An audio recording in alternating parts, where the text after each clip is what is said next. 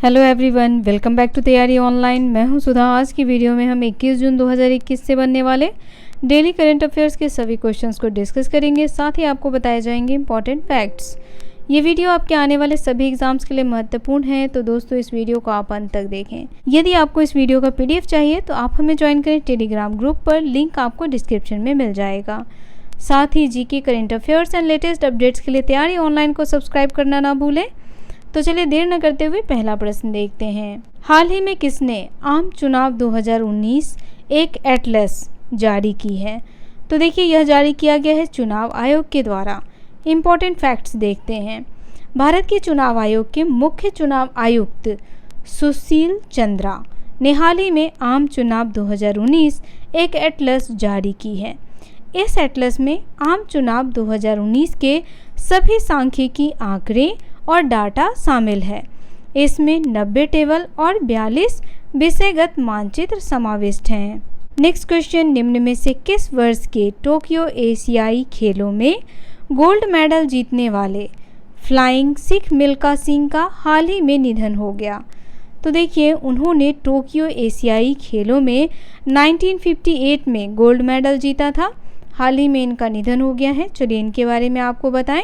वर्ष 1958 के टोक्यो एशियाई खेलों में 200 मीटर और 400 मीटर की दौड़ में गोल्ड मेडल जीतने वाले फ्लाइंग सिख मिल्खा सिंह का हाल ही में निधन हो गया। जबकि वर्ष 1960 के रोम ओलंपिक में वे 400 मीटर फाइनल में चौथे स्थान पर रहे थे। उनके निधन पर प्रधानमंत्री श्री नरेंद्र मोदी जी ने शोक जताया है। नेक्स्ट क्वेश्चन, 20 जून को विश्व भर में कौन सा दिवस मनाया जाता है? तो देखिए 20 जून को मनाया जाता है विश्व शरणार्थी दिवस। इम्पॉर्टेंट फैक्ट्स देखते हैं। यह दिवस विश्व स्तर पर यह याद दिलाना है कि शरणार्थी सहित हर कोई समाज के प्रति योगदान करने में सक्षम है। नेक्स्ट क्वेश्चन, भारत और किस पड़ोसी देश ने हाल ही में पर्यावरण के क्षेत्रों में सहयोग और समझौता ज्ञापन पर हस्ताक्षर किया है? तो देखिए भारत और उसका पड़ोसी देश भूटान ने पर्यावरण के क्षेत्रों में सहयोग के लिए समझौता ज्ञापन पर हस्ताक्षर किए हैं। फैक्ट्स देखिए तो इस समझौते पर पर्यावरण, वन और जलवायु परिवर्तन मंत्री प्रकाश जावड़ेकर ने हस्ताक्षर किए। यह समझौता ज्ञापन जलवायु परिवर्तन, कचरा प्रबंधन आदि के क्षेत्र में द्विपक्षीय सहयोग के नए रास्ते खोलेगा। नेक्स्ट क्वेश्चन, भारतीय नौसेना और यूरोपीय संघ नौसेना बल के बीच हाल ही में किस खाड़ी में संयुक्त अभ्यास आयोजित किया गया?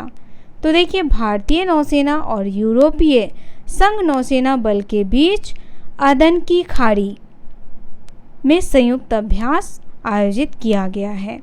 चलिए आपको मैप दिखाएं तो यहाँ देखिए ये है अदन की खाड़ी, जहाँ पर भारतीय सेना और यूरोपीय सेना के बीच युद्धाभ्यास किया गया। चलिए इससे रिलेटेड और भी इम्पोर्टेंट फैक्ट्स देखें तो यहाँ देखिए इस संयुक्त अभ्यास में जहाज त्रिकंद ने हिस्सा लिया, जो वर्तमान में समुद्री डकैती रोधी अभियानों के लिए तैनात है। नेक्स्ट क्वेश्चन, भारतीय टीम के कप्तान विराट कोहली कितने टेस्ट मैच में कप्तानी करने के साथ ही सबसे ज्यादा टेस्ट मैच में कप्तानी करने वाले भारतीय कप्तान बन गए हैं? तो देखिए भारतीय टीम के कप्तान विराट कोहली 61 मैच में ज्यादा टेस्ट मैच में कप्तानी करने वाले भारतीय कप्तान बन गए हैं, जबकि महेंद्र सिंह धोनी ने 60 मैचों में भारत की कप्तानी की थी। नेक्स्ट क्वेश्चन, कट्टरपंथी माने जाने वाले इब्राहिम रईस ईरान के कौन से राष्ट्रपति चुने गए हैं? तो देखिए ये ईरान के 8वें राष्ट्रपति चुने गए हैं। इम्पॉर्टेंट फैक्ट्स देखते हैं इनसे रिलेटेड। इब्राहिम रईस 23 वर्ष पहले 1988 में 5000 राजनेताओं की फांसी दिलवाई थी। वे वर्तमान में ईरान के सुप्रीम कोर्ट के चीफ जस्टिस हैं। नेक्स्ट क्वेश्चन, देव स्वाना डायमंड कंपनी को किस देश की जवानेंग खादान में विश्व का तीसरा सबसे बड़ा हीरा मिला है? तो देखिए वो देश है बोत्सवाना। इम्पोर्टेंट फैक्ट्स देखते हैं। दक्षिण अफ्रीका के बोत्सवाना की जवानेंग खादान में हाल ही में देव स्वाना डायमंड कंपनी को विश्व का तीसरा सबसे बड़ा हीरा मिला। यह बोत्सवाना देश हीरों का सबसे बड़ा उत्पादक देश है। इस 1098 कैरेट वजन के इस पत्थर का पता लगाने के 2 हफ्ते बाद मोकवेत्सी मासिसी को भेज दिया गया है। नेक्स्ट क्वेश्चन, ग्रामीण विकास के लिए मसौदा राष्ट्रीय रणनीति जारी की गई। चलिए इसके बारे में हम विस्तार से जानें। पर्यटन मंत्रालय ने कोविड-19 महामारी के बाद पर्यटन क्षेत्रों को बढ़ावा देने के लिए 3 मसौदा रणनीतियां जारी की हैं।